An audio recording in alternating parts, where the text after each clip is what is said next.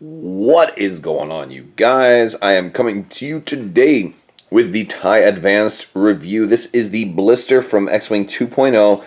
It's already been broken down so I could pack it up from Gen Con and get it home. That's why there's no packaging here. So it's already out of the box. We do have the materials and everything to go over. And I also have a comparison review to do as well, because we're going to compare this to the TIE Advanced from X-Wing 1.0, and we also have a giveaway winner for the Solo Blu-ray to announce at the end of this video, so stay tuned for that. So, first thing, this is a pretty good looking TIE Advanced, but it's pretty much the same model. Now here, right below it, you see the original TIE Advanced from X-Wing 1.0, which was more gray. This one is more blue. Paint apps are about the same as pretty much just that wash that goes in here. I'm not really seeing a whole lot of difference between the two.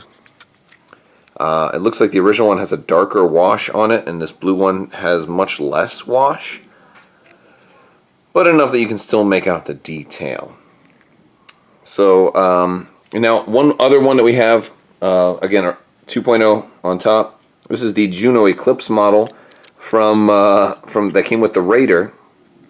And they look identical. The only difference I can spot is that the one from the Raider has yellow, like more orange guns, and this is the 2.0 one. The guns are barely painted.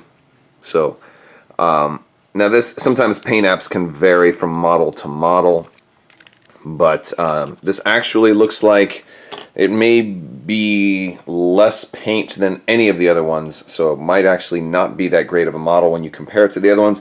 But those differences are very, very minor. It's still a good-looking model. It's still a solid miniature, way better than most other miniature companies out there that are making spaceship miniatures. So still a good quality miniature, but I think the 1.0 ones might be a little better. So if you do have a Raider, maybe that one, I mean, they're so similar.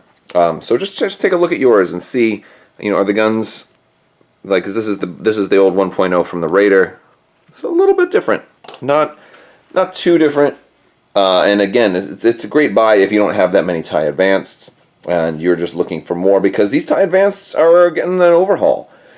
So let's go ahead and open up the plastic and take a good closer look and see what we're going to get in our TIE Advanced expansion. Now, again, you're not going to get anything in here that you don't get in the conversion kit.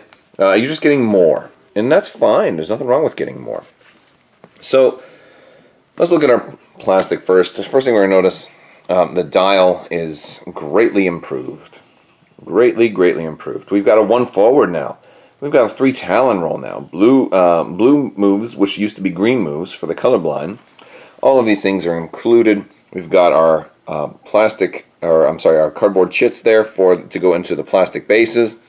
And we've got some force tokens, which are red on one side and purple on the other. We've got more target locks, stresses, or charges, all of that stuff. And you might need some extra force things. You never know.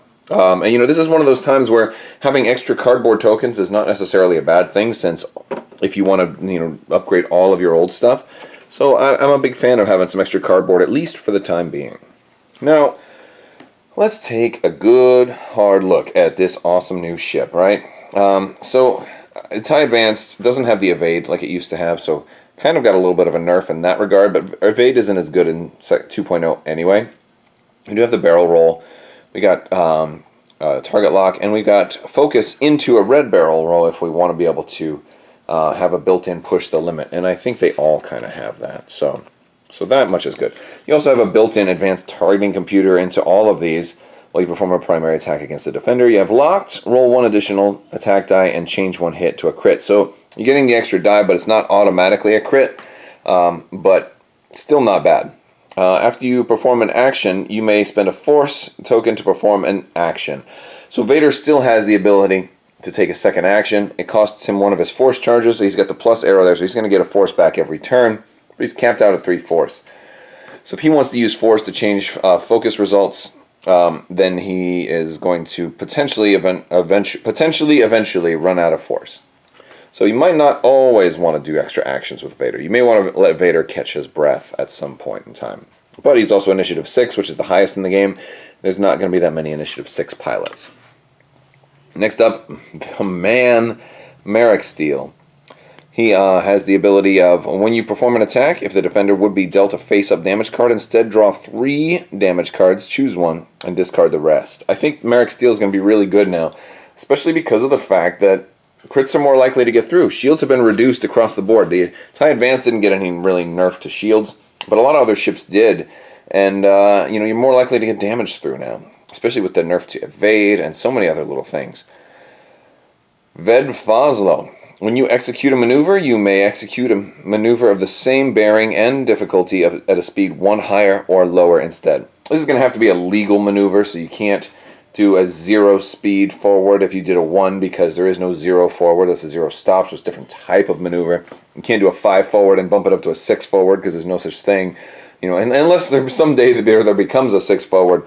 But this is basically Juno Eclipse. Just not as good now because the ship natively has the 1 forward. She used to be the only pilot that could get you a 1 forward with the Advance, so curious why she got taken away. I have a whole speculation on that, but I'm hoping that it means that we're going to see Juno come back into another format, maybe along with Starkiller somehow, maybe in some other time period, who knows. Zertic Strom. During the end phase, you may spend a lock you have on an enemy ship to expose one of that ship's damage cards. In other words, flip it over. Storm Squadron Ace. Nothing special there, just some flavor text. And then we've got Tempest Squadron Pilot. And then we've got our quick build cards. Darth Vader, Marek Steel, Storm Squadron, Ved Foslo, Zertic Strom, and Tempest Squadron. A lot of pilots for this, which is always nice. Nice to have more than just like 4 or 3. Nice to have a lot of options. So again, even more reason why you might want 1 extra TIE Advanced. And this is the blue paint job as opposed to the gray of old, so maybe you'll want it. Ruthless. This is Imperial only, EPT, talent.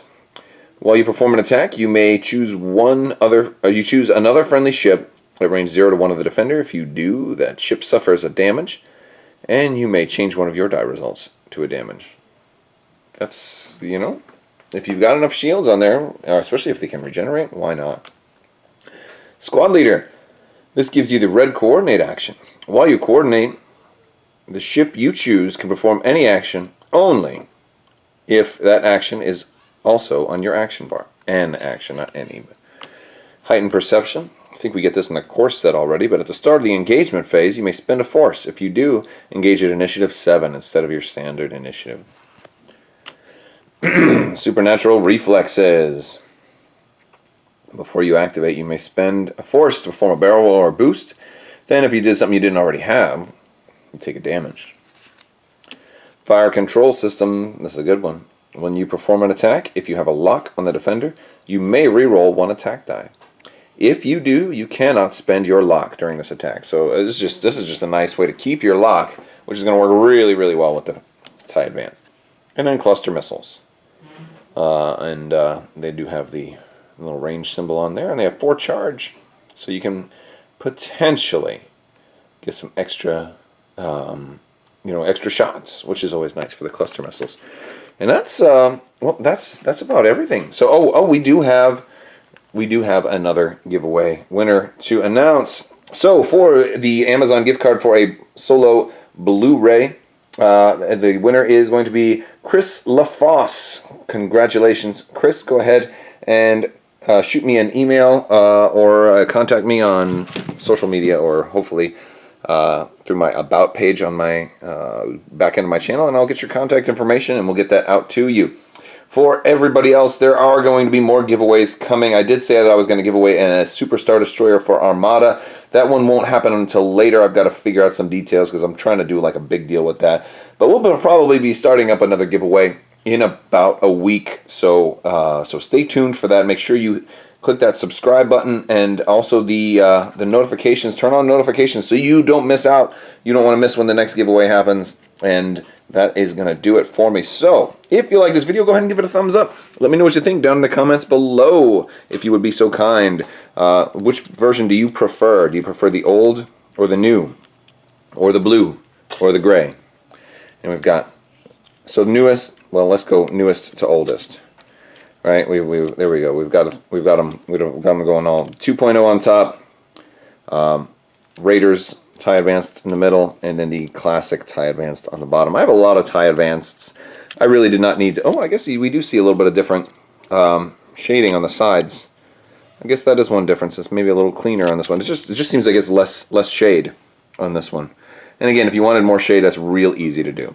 So I want to thank you guys so much for watching, and big thanks to my patrons. I also have a Patreon promo giveaway that I will be announcing very, very soon as well. So big thanks to the Patreons, and we have more. We've got some promos to give away on Patreon as well from Gen Con. So if you're looking for Gen Con promos, you might be able to find those on Patreon. Thank you guys so much for watching, and have a great day. I have you now.